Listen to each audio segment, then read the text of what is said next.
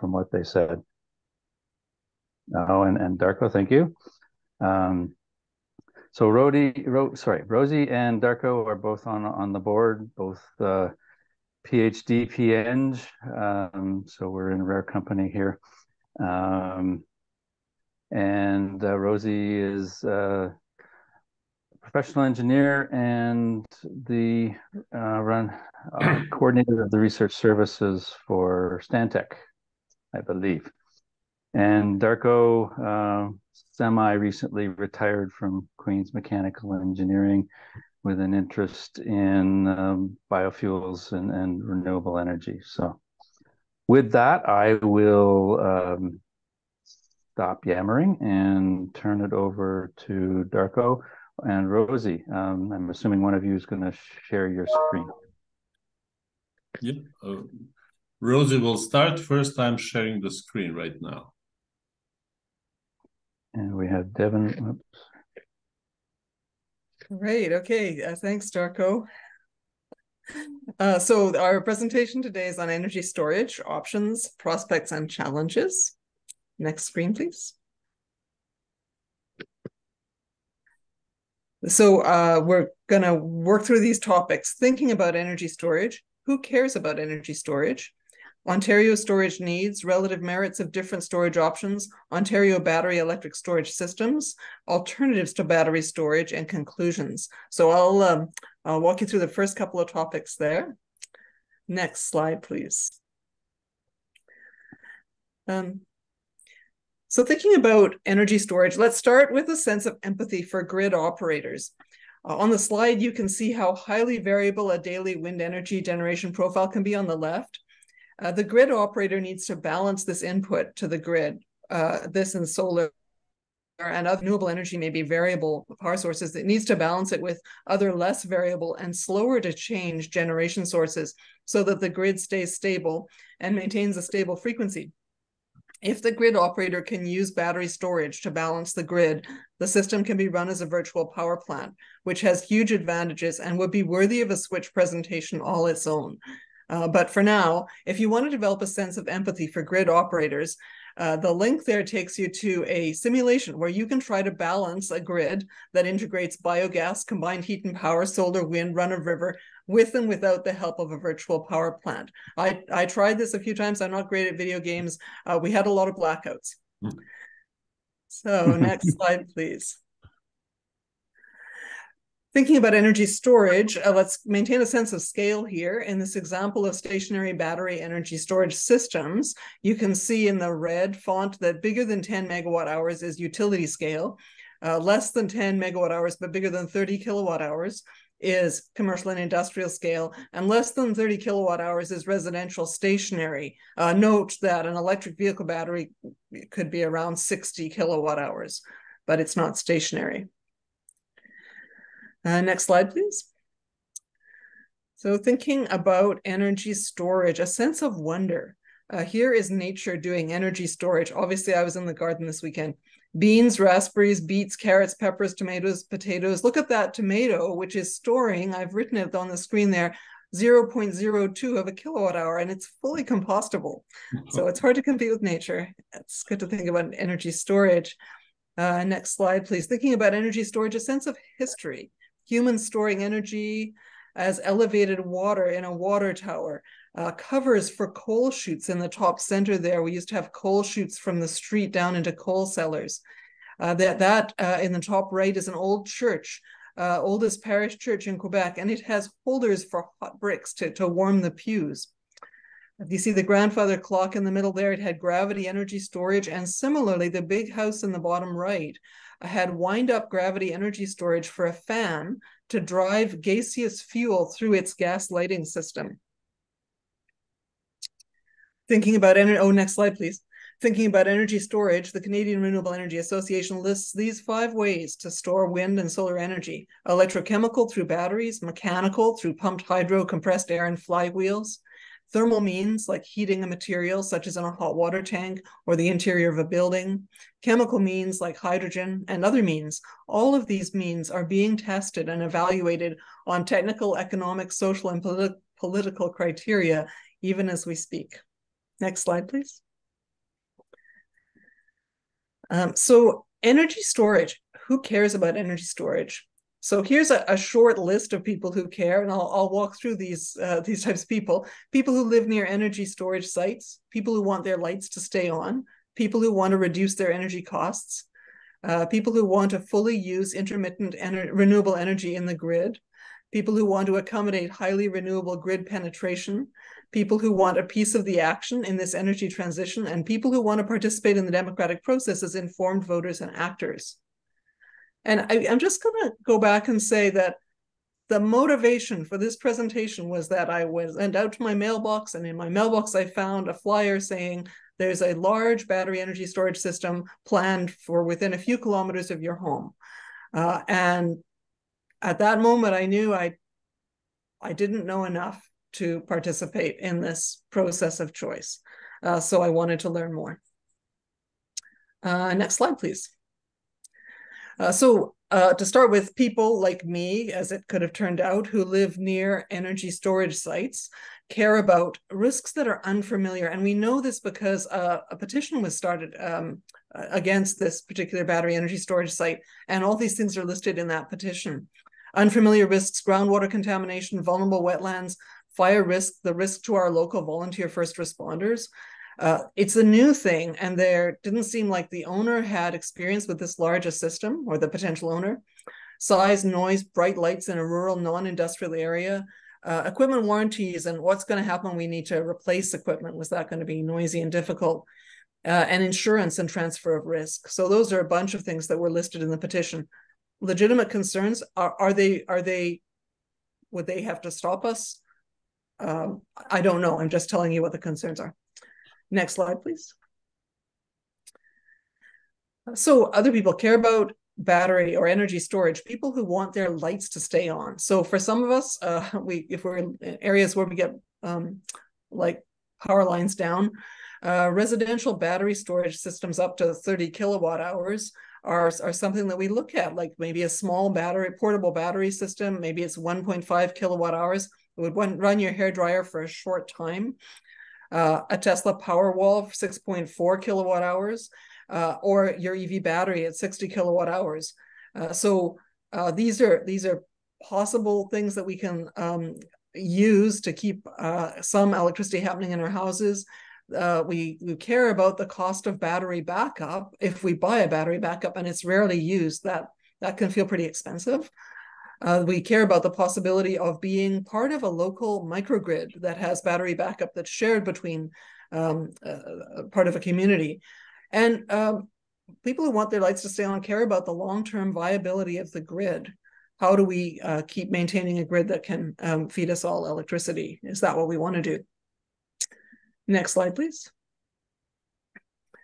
People who care about energy storage, people who want to reduce their energy costs. So they care about being able to, behind the meter, like in their own property, do electricity generation and storage, which gives them the ability to replace grid with solar energy by storing solar energy and then using it at night. Also the ability to time shift to store energy when it's a low time of use cost, and then use it, bring it out of storage at a higher time of use cost. They may want to have the ability to participate in a virtual power plant arrangement where a system operator remotely could control their battery energy storage, their thermal storage systems, water and hot water storage systems. Next slide, please.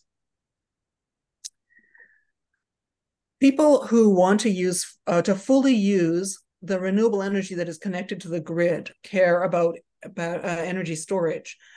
So people who want to reduce curtailment, which is what happens when wind and solar variable renewable energy sources are excluded from the grid during times when the grid already has too much energy in it.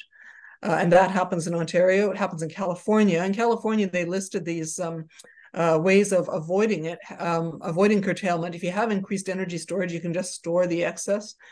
You can enhance the demand response. You can implement time of use billing to try and better match renewable availability. You can reduce the minimum production requirements for non-renewable. So instead of, you can tell those fossil fuel plants that they don't have to produce this much. They can produce a bit less than that, and they'll still be compliant. You can reduce bottlenecks in the grid that prevent the renewable energy from getting from where it's generated to where it's needed at a certain time. You can increase electric vehicle charging systems that are responsive to grid conditions, so they charge the vehicles when there's lots of energy in the grid. And you can have fast responding systems that can quickly ramp up or down the mix in the grid.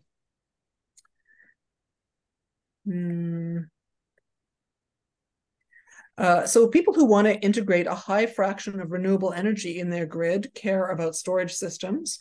They care about how to accommodate rapid changes in available wind and solar energy, how to work with partners to have many ways to store energy, how to trust the grid operator to manage the storage and other appliances, even behind the meter on the customer's premises. An example is the big project in Atlantic Canada, the PowerShift Atlantic. The project ran from 2012 to 2015. And they had a real need at the time because they'd already hit 9% wind energy penetration in their grid. It was getting harder to stabilize the grid. So they had many partners. They used smart thermostats, smart hot water heaters, thermal energy storage devices, and this was all controlled by the grid operator. That was an early virtual power plant. Next slide, please. People who want a piece of the action. So this is a transition. There's like power lying in the streets. There's potential to make money. So people care about what new storage devices and strategies could work. So for example, there's a company called N-Store, which built a flywheel in the town of Minto. They are now working on a new compressed air energy storage project, CAES.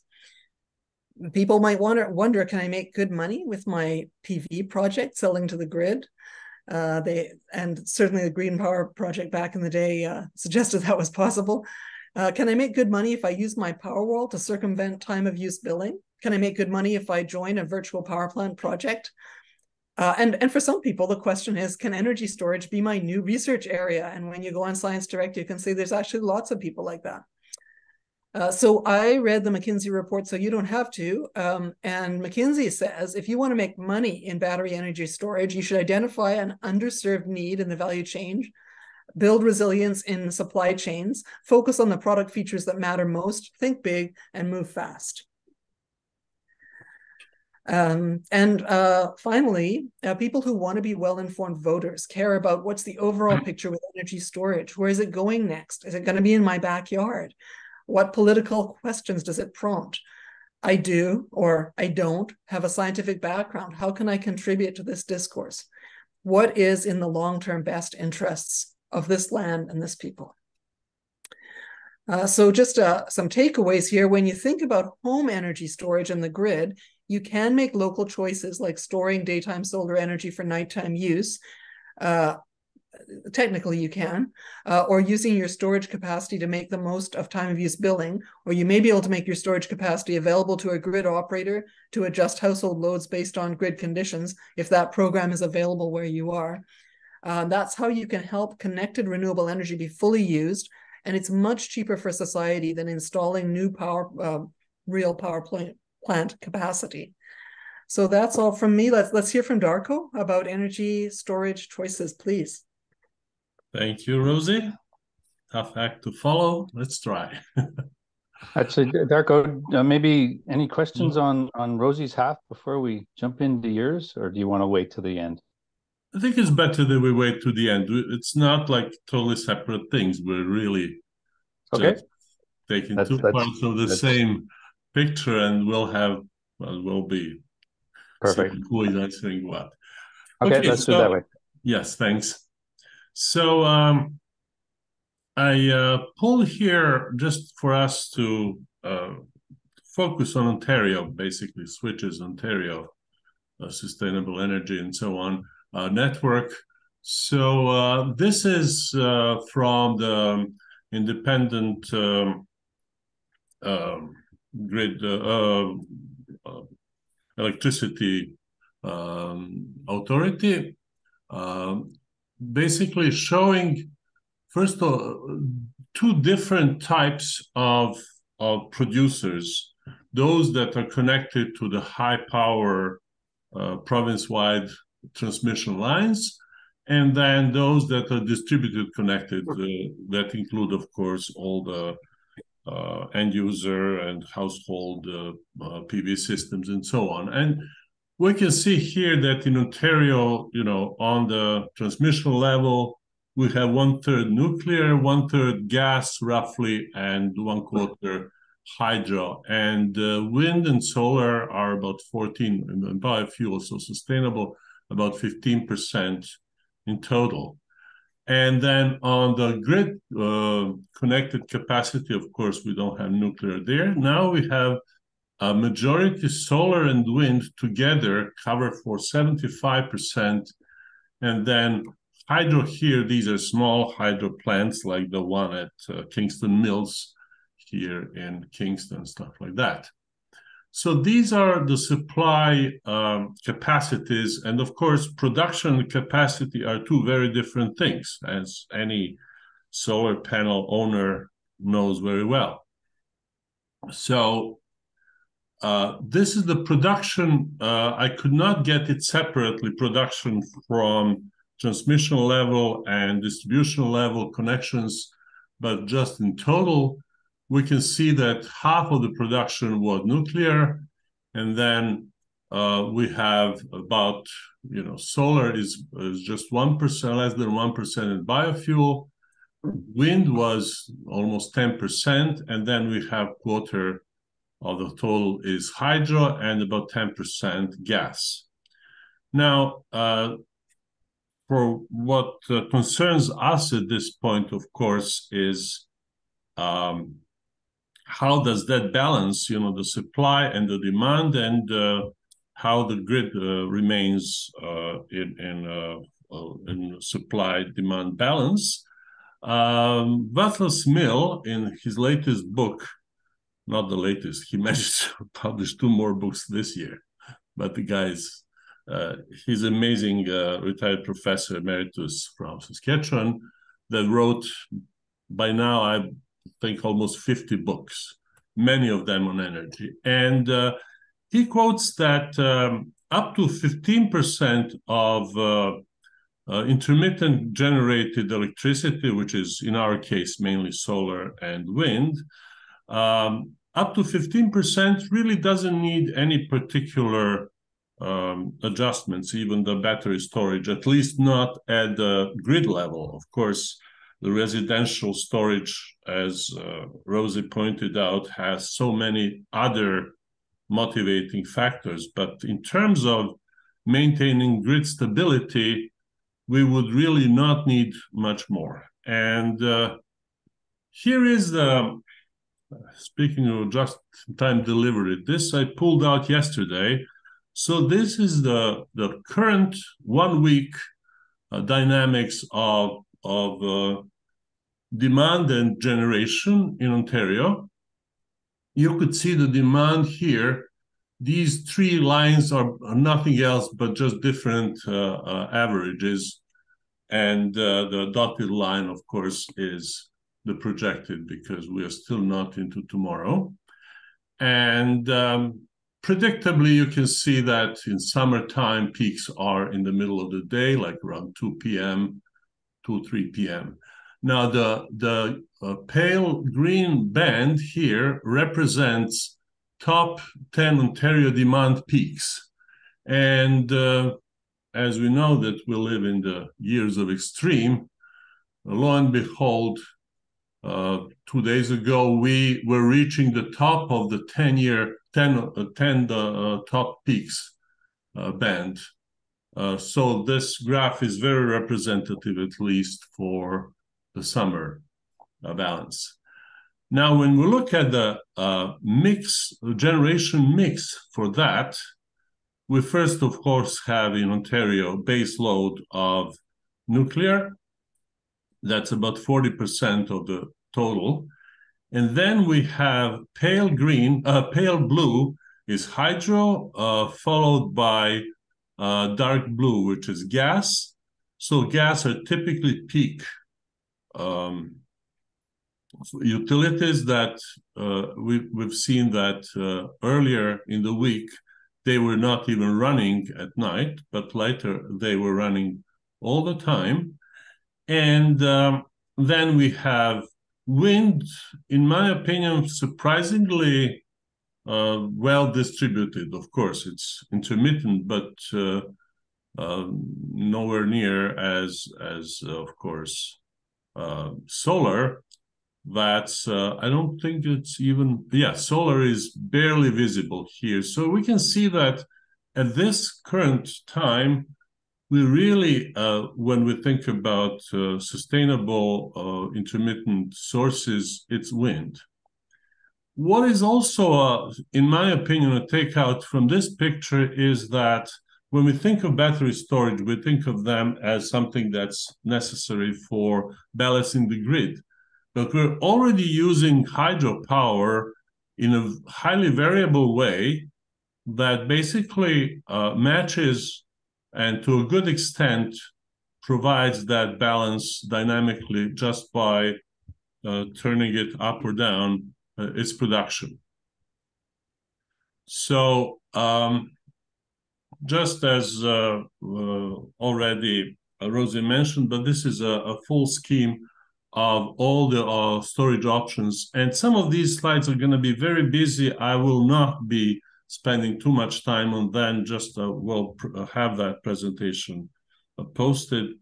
But just for completeness, basically we have electrochemical, mechanical, electrical, chemical, and thermal. Just one remark to keep in mind. Those last two, chemical and thermal, are something that, so as opposed to others that the theoretical limit could be 100%. I mean, you know, you can charge and recharge battery and discharge with sometimes 90+% efficiency. This is fundamentally not possible with thermal and chemical if you use that storage in order to regenerate electricity. Of course, it is possible to recover thermal energy, for example, for house heating, and examples are even now in Queens. We had a talk about these new buildings on Princess that use the ground thermal storage for seasonal balancing. So, it's one of those busy slides basically showing how the specific energy and the specific power stack up for different sources. These are all from, I'll go back, from this review paper that's being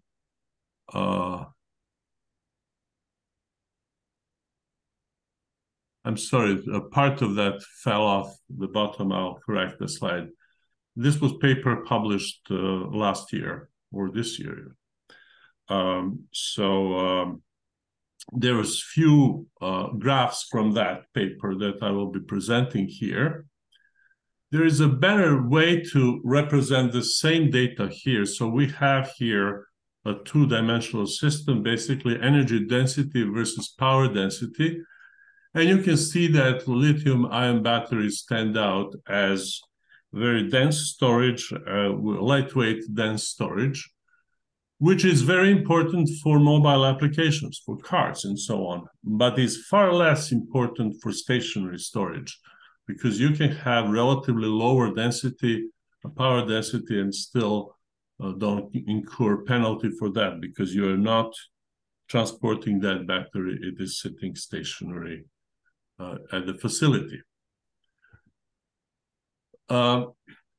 This is another important aspect to think about, and this is for each of these storage options, both what is their maturity scale and what is their environmental impact.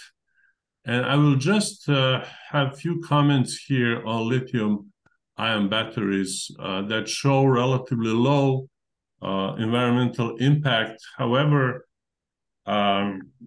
it is a case of, you know, we use it here, but the impact was over there in some other country where it was extracted. And very often there is this big spatial divide between the benefits and the costs, especially when it comes to environmental impact. So that needs to be kept in mind. If you look where the production is done, it is certainly not done exclusively at places where it's abundant. For example, Germany has large lithium reserves, but nobody will touch it to try extraction of lithium in Germany due to its basically environmental pollution penalties. This is just an illustration of different roles of storage facilities for in the grid. And to keep in mind that so these different roles are not just in terms of scale, but in terms of their function. For example, we can have very short peak shaving capacities where, for example,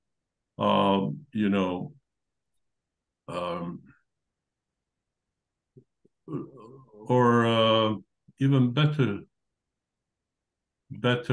example are those extremely important, very, very short 15 minutes to 1 hour deficits that could imperil the stability of the whole grid. And for example, even supercapacitors and so on could be used there. Finally, last of the busy slides is assessment of different storage options based on the role in the grid, and the green dots are the ones that would be, suitable application. So we can see that lithium-ion batteries are generally the most suitable for most of the applications. However, very close to them are both lead batteries and the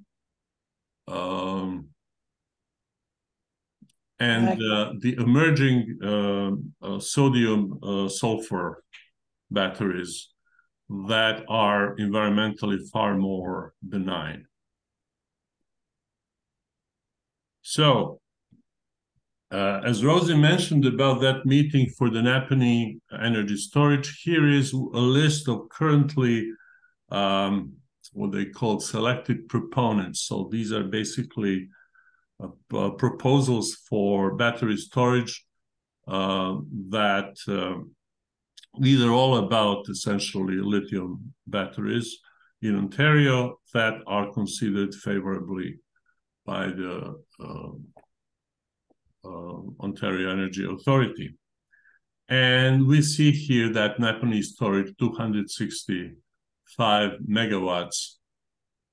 And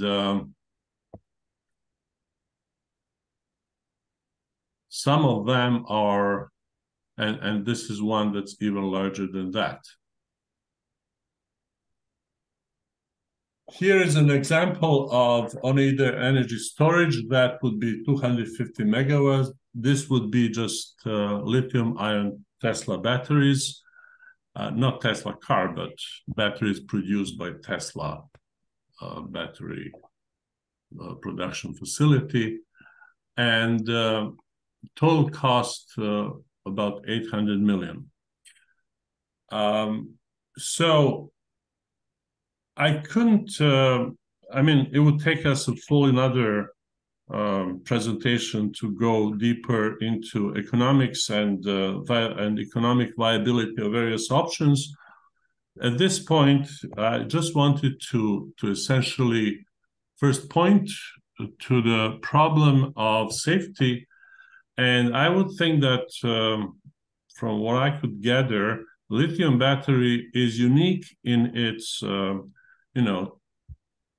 inherent tendency to catch fire, which for that reason, we are not allowed to leave laptops or batteries in a checkout luggage in a flight, because there were so many things in the past where there would be, shall we call it, thermal runoff. And David Heinemann had a whole talk about that attempts to put down lithium batteries on fire, which was mainly focused on the possibility of car accidents, which of course happened. But there were recently some events, 2 fire events in New York State, where there's now formed a new commission, essentially to review the safety requirements. And here's one of the alternatives, which is pumped hydro storage.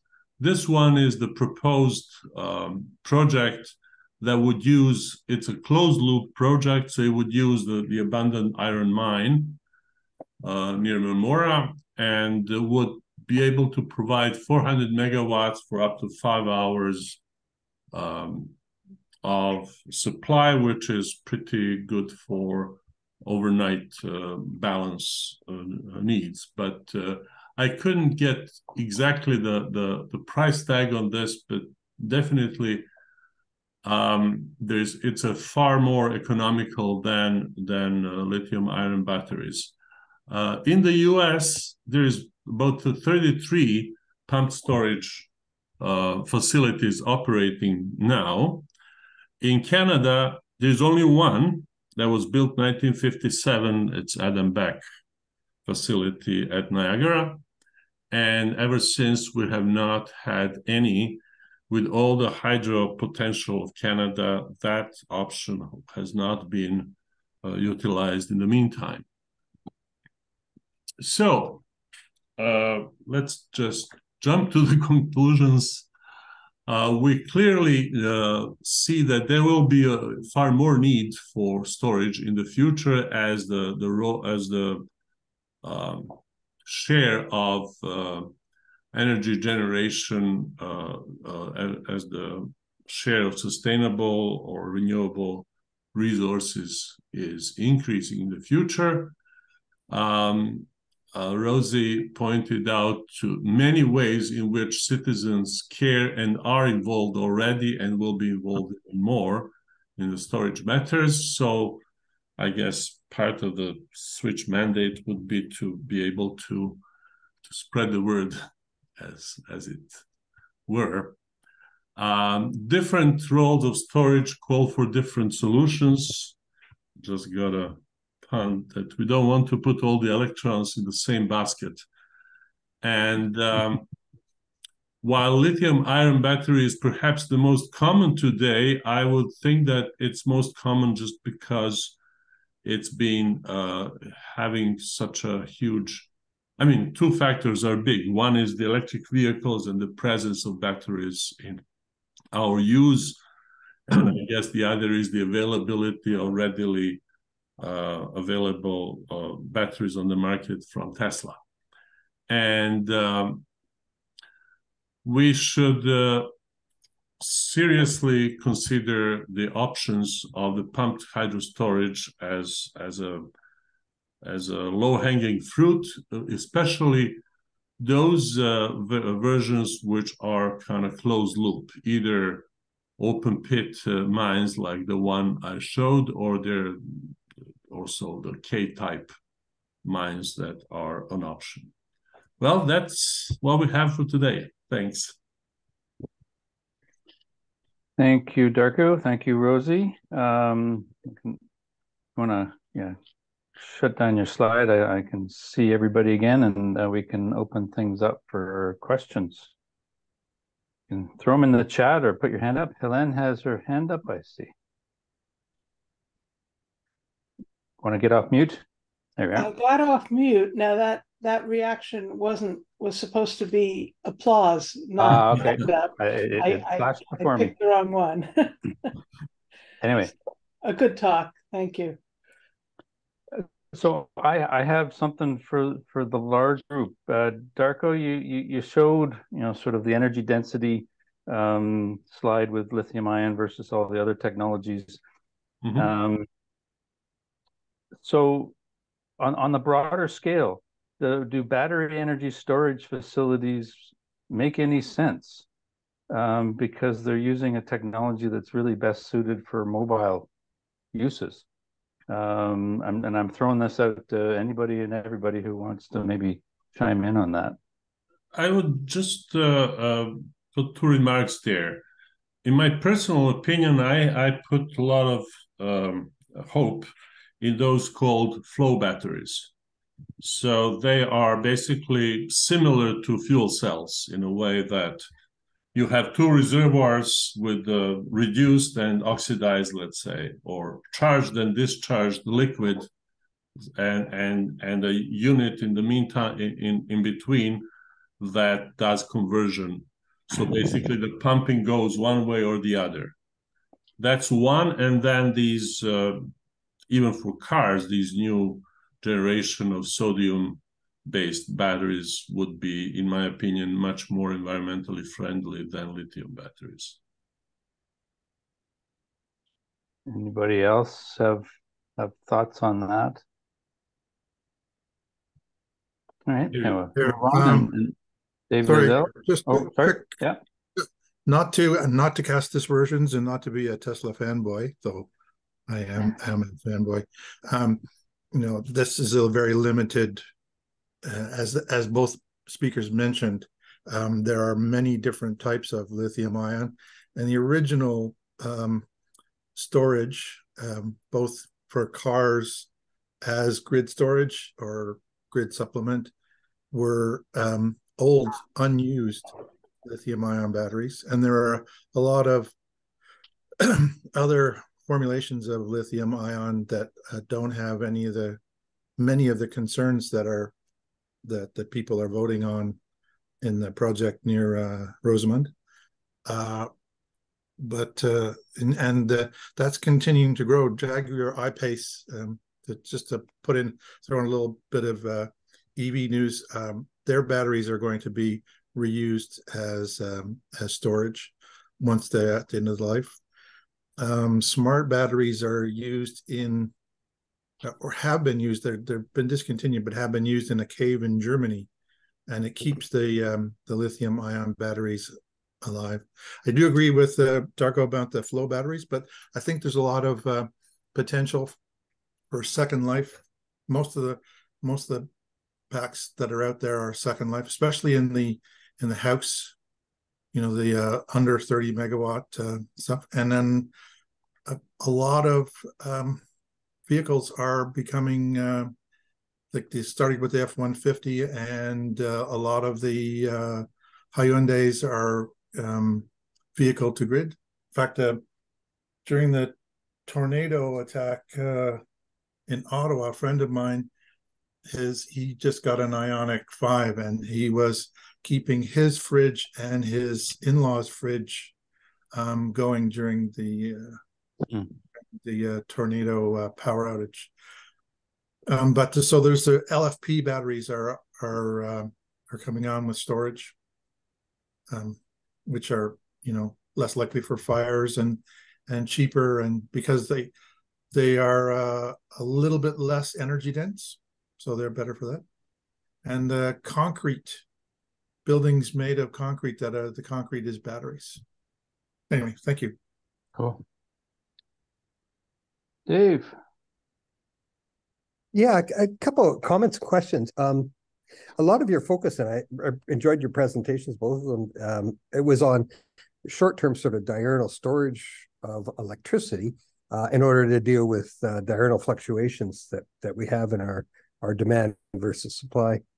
Have you thought much about, or I'd love to hear some comments on longer-term storage, especially as seasonal storage of electricity. We have, especially as we move to more renewables, you get a lot more renewables often in the summer, as far as better solar regime in Canada in the summer than the winter, and even wind. And from an Alberta context, the seasonal variations in wind, you get better wind in the summer. You often get 2 or 3 weeks of absolutely calm in the dead of the winter at minus 35, and it's a challenging time to actually figure out. We've done a lot of modeling, sort of how do you actually use renewables in order to fill in that. So I'd love to some comments on seasonal storage of electricity.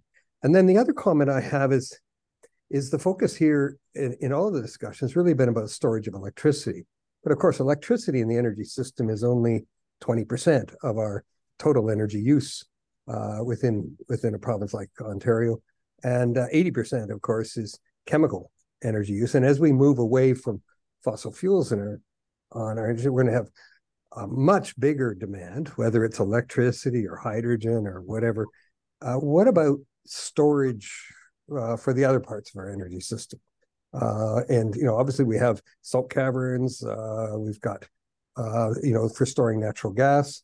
I was wondering whether you guys have thought much about, how do we actually deal with the other 80% of our energy system that also has to be decarbonized? In fact, actually, it's probably more of a decarbonization problem in Ontario than the electricity piece.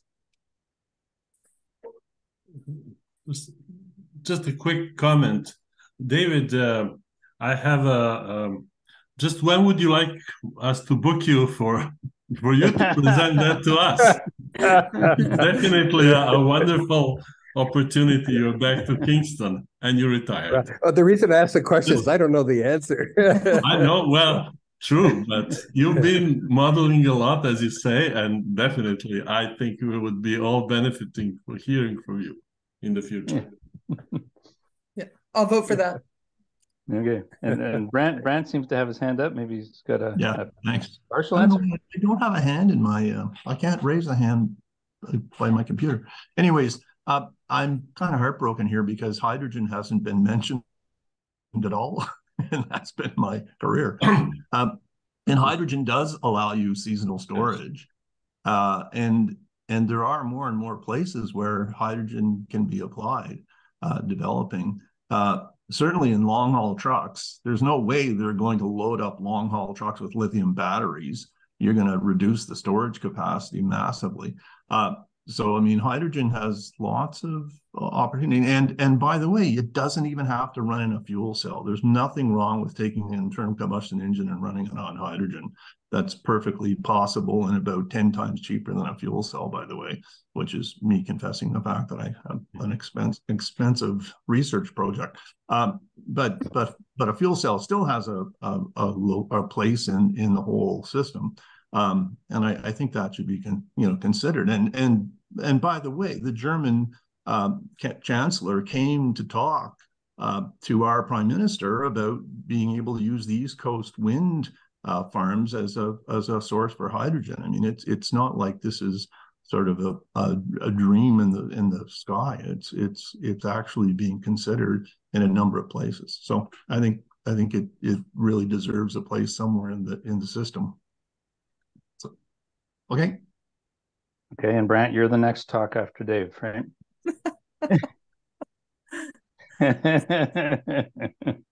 Rosie. So just to respond to the question, for me, this exploration, and I'm not an electrical engineer, was really motivated by this experience of boom, all of a sudden there's a proposed battery plant. And by the way, the one that's close to my house didn't end up on the selected list. The Napanee one wasn't even on my radar, and it did get selected. So that's why my perspective was kind of limited. I was really just looking at what do you do about sudden occurrences of battery energy storage things right beside your house.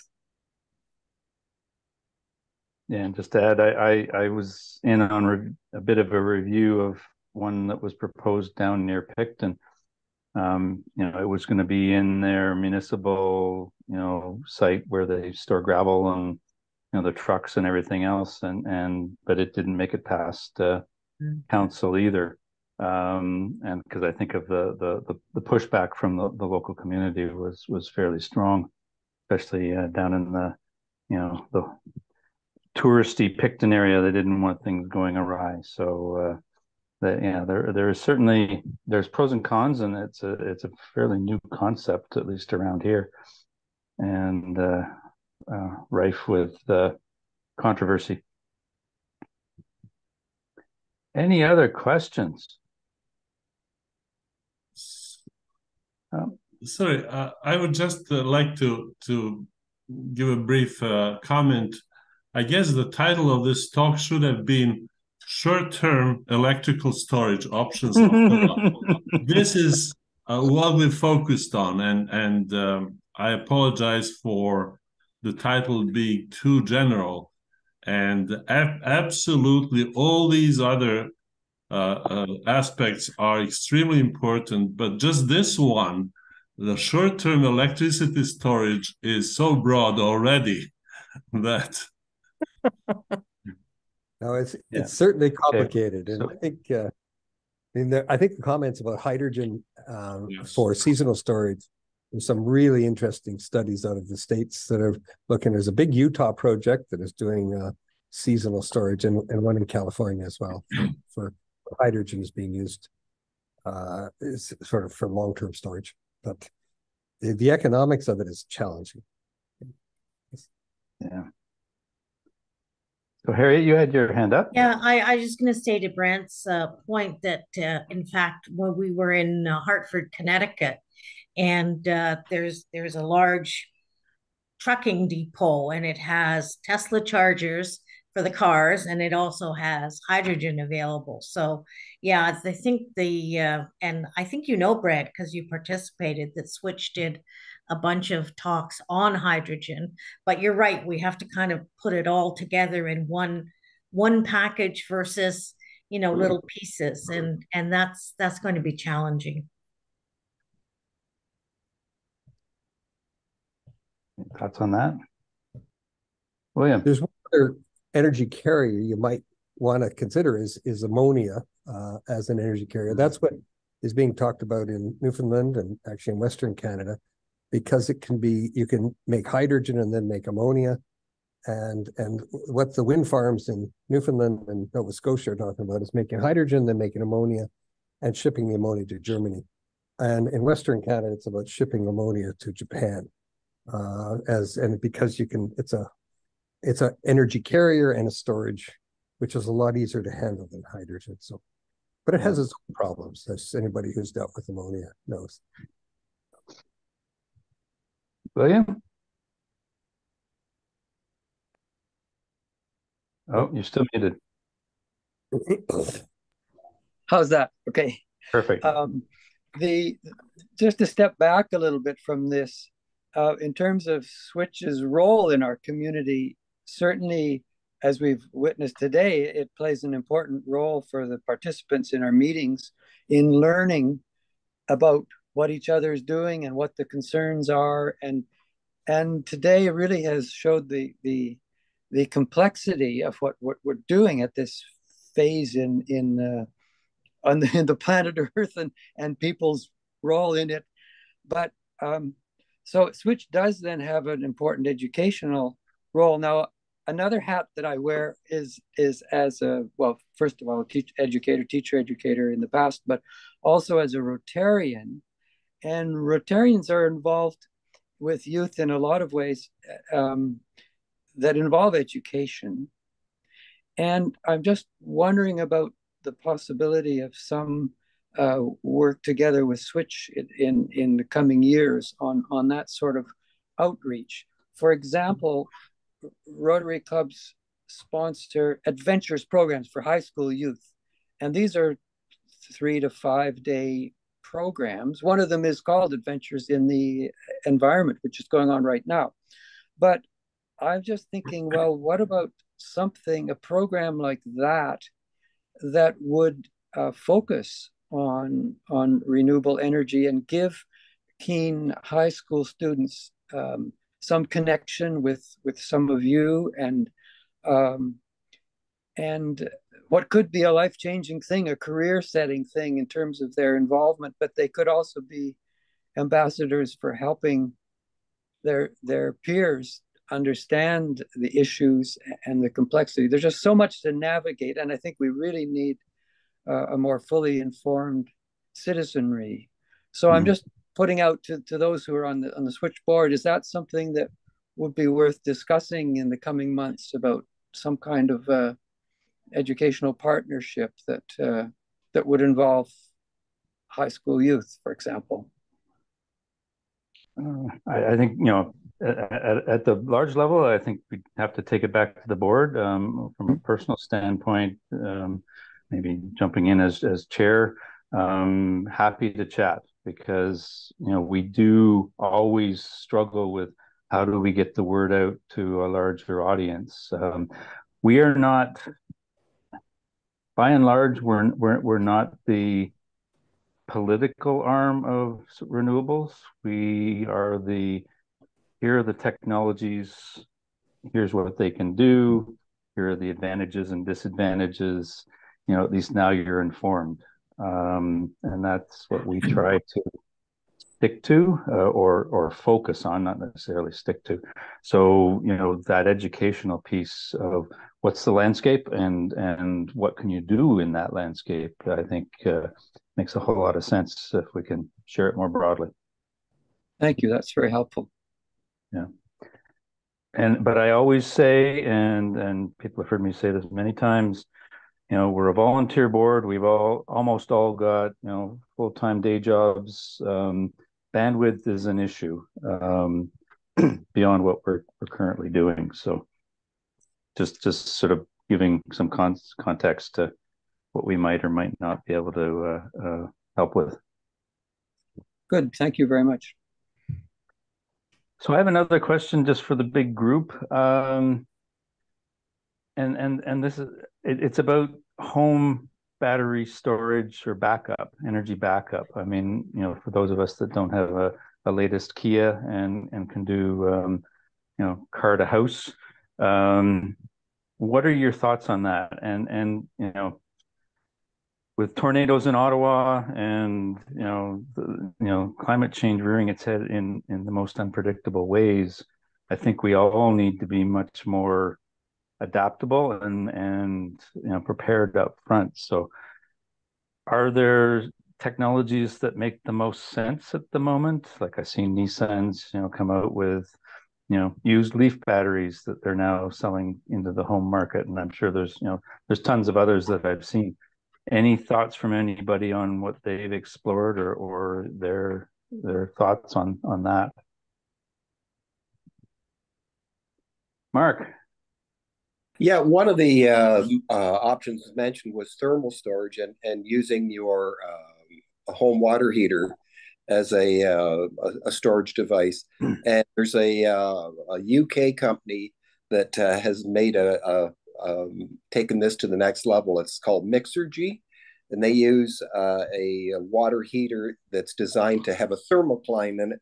And so you can heat up a small amount of water or a very large amount of water, and it pumps the water instead of just passively setting up the convection loop. So you're not heating the whole tank, you're heating as much as you want. And they actually make it a dispatchable resource for the utility so that they can turn on or off storage when it's convenient to consume excess electricity or to not consume it. So I think we need more of those demand response type applications. You can do the same sort of thing now with technology, and it ties very nicely in with the virtual power plant. Your car battery, I charge at the low time of use, of course, overnight. And so I think many strategies like that would be incrementally helpful to even out the grid. So those of us with tankless storage or tankless hot water are not going to benefit from that at the moment. And yet it was proposed as a way to save energy. So am I now one step behind on what's best available? So yeah. Any other thoughts on that? Who else has their hand? Peter has his hand up. Yeah. Oh, okay, Peter.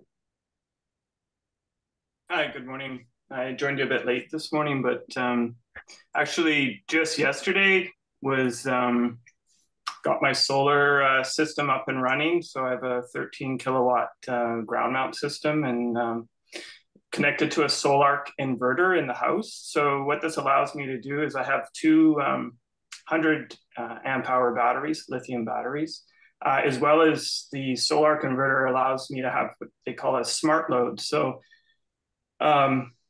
this one would be once all the other demands are satisfied. So it's a net metering system. So if for example, I don't know, it generates enough power that it maximizes the net's metering amount as well as the loads in the house, it then sends energy to this smart load. So it's sort of a third in the row in terms of demands that are supplied, I suppose. Anyway, so I have my ideas, and this is how it's set up. Is I have my tankless water heater, but I also have a electric hot water heater. So the electric hot water heater is connected to the smart load. So if there's excess energy, it basically uses that electric water heater as a thermal storage. And if there's no extra energy, fine, the water just flows through that electric water heater into the tankless and is heated that way. If there is some excess energy at some point, then it heats up that tank, and it preheats the water before it goes into the tankless. So I think it's a good little system. The tankless is propane, so any energy that we can put into it saves me a bit of money on the propane. Wow, Rosie? I just wanted to ask: did you do a risk analysis for Legionella? No, I did not consider that. But the water will flow. It has to go through the tankless anyways. Like it would continually flow through the electric tank, regardless whether it's heated or not. So I don't think it's going to be sitting there. And then it definitely comes up to heat because it goes through the tankless afterwards. It's not like that's my sort of take anyways. But if you have concerns about that, I'd be happy to, if you think maybe I've missed something, I'd appreciate that. Well, Darko and I were trying to figure out a while back when we were making changes to our hot water system. Is it a concern? Do we need to be worried? Does the tankless have long enough contact time to kill off whatever's in there? Is the water off and going below the safety point for Legionella? So, and it's a concern. Like in building design, people look into that. But I hope you're all good. Yeah, I have it set at 50 degrees Celsius. So I guess I assume that the technology itself of the tankless system is safe and, it's approved for use. I've been using it for a number of years. So really I'm only adding this potential preheating of water prior to it. So nothing has really changed in terms of the output at the end of it, as far as I see it anyway. Very cool. Peter, what's your background?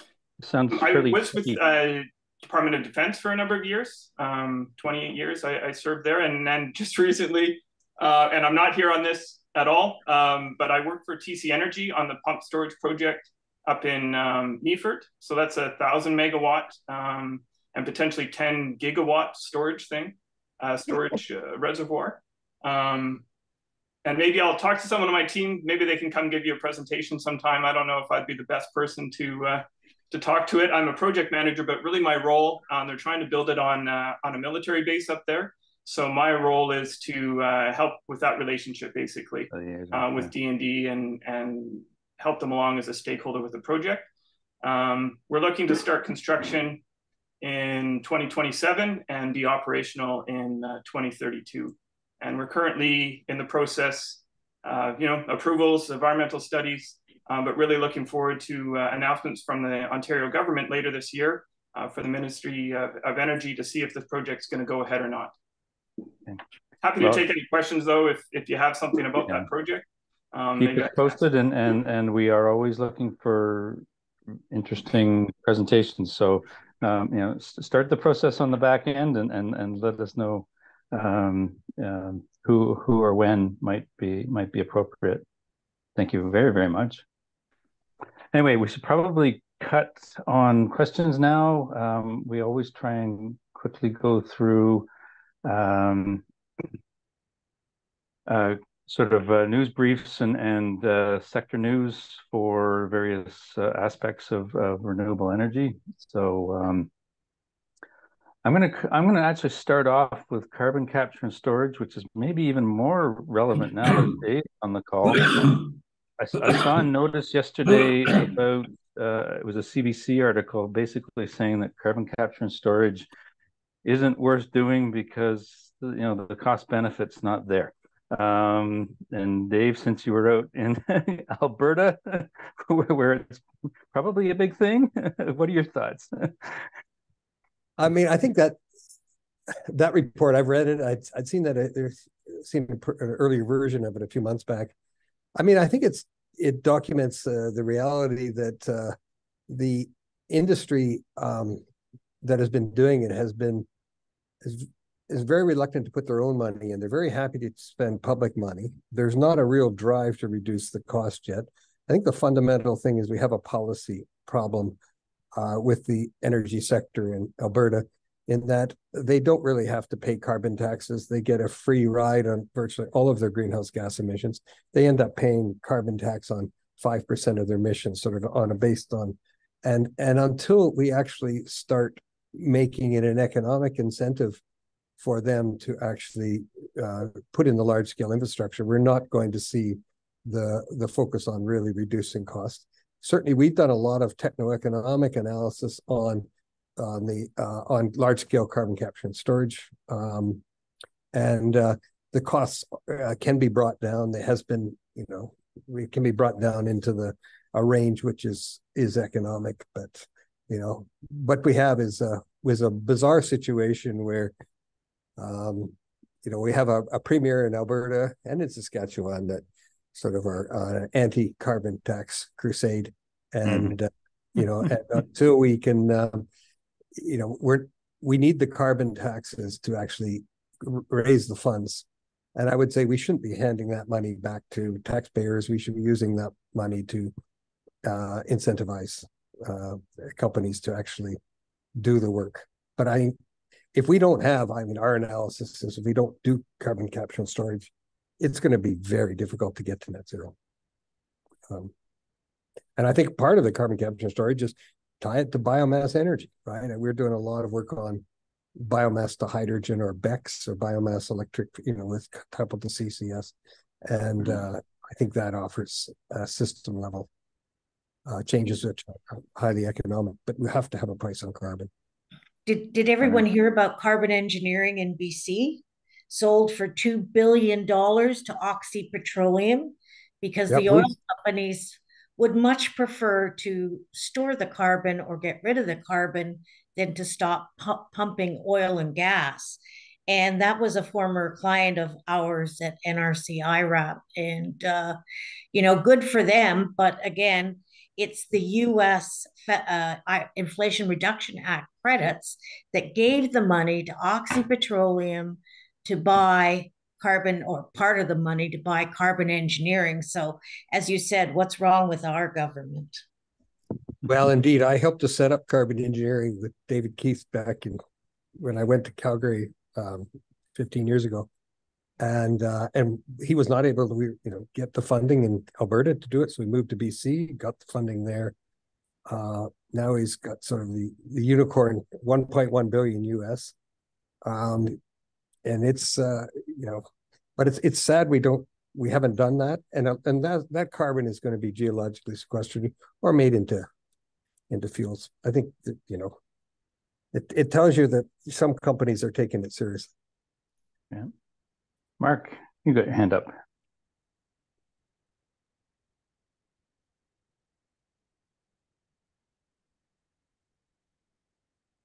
Sorry, my had a message banner that was blocking it. I should have lowered my hand. Oh, okay. All right. Anything else on that one? Well, let's move on. I think anything else on solar? We had some on that today. Anything on bioenergy? Anything else on electric vehicles? I'm seeing lots of press about the Tesla truck, whether it's all hype or not. And Rosie, you're on mute. Yeah, so I may be behind the times here. As everyone hoisted in, there's a new super low electrical rate, and is that going to happen here? I'm just thinking about charging my electric vehicle. That's why. I think it's starting in November. Yeah, Rosie, if you look at the numbers, if you live a life and not just use zero electricity until you want to charge your car overnight. I think it probably will be to the IESO's favor that you go that route. I don't think financially, for most of us that have a balanced lifestyle during the day as well as at night, it's going to work. But the rates outside of the super cheap charging times are just outrageous. Thank you. All right. Thank you for that. Anything on general transportation? Wind? Geothermal. So on this, I'd like maybe a bit of feedback. A year and a half back, I'd say we had a presentation on the condo apartment development on Princess Street and their efforts to make the building, I forget what number on Princess, make it implement geothermal in a fairly significant way. I'd be interested to see how it's going now that they're finished, and what the hiccups have been, what the good points. So and if people have an interest in that, we can reach back out to the previous presenters and maybe try and get an update. If that seems to make sense. Okay, I see some nods. Thank you. Anything on water? Education. William raised some very interesting points there. Anything else? Conservation. Steve? Yeah, I'm not sure if this falls under the rubric of conservation, but there's a paper in Nature Energy a couple of months ago, earlier this year, by a group at the University of Colorado. They formulated a thin gel, 99% air, 1% solid, made from cellulose waste. And it's a film that can be applied to windows, and it reduces heat loss extraordinarily. It turns a single pane window into a double pane. If you have a double pane, it'll turn it into essentially a wall. And I communicated with the lead author, and he estimates, based on where a building might be, that the owners could save anywhere between $500 to $1,200 a year on energy costs. When you multiply that by the number of dwellings or apartment buildings, you name it, the savings would be enormous. I don't have any information about whether or not they have proceeded to commercialization, but the paper does indicate at the end of it that they have intellectual property interests. It's interesting because they have a lot of pictures, and even though it's about a few millimeters thick, it's completely transparent.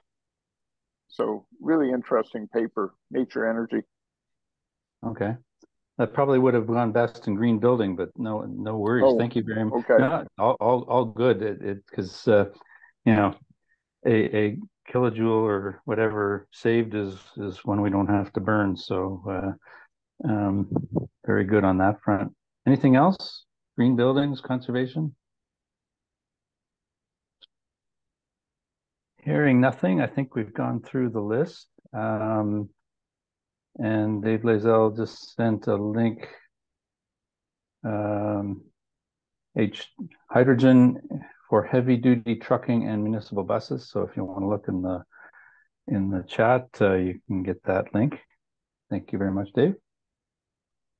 So coming to the end, next meeting will be October 6th. As I mentioned at the beginning, we're looking to see who we're going to slot in, and if it works, we will be trying to do it in real life. A lot of people have commented that it would be nice to get back and actually, say hello, shake hands, catch up after and all of that good stuff in a much less formal way than Zoom allows. So we will be posting as quickly as we can the status of that.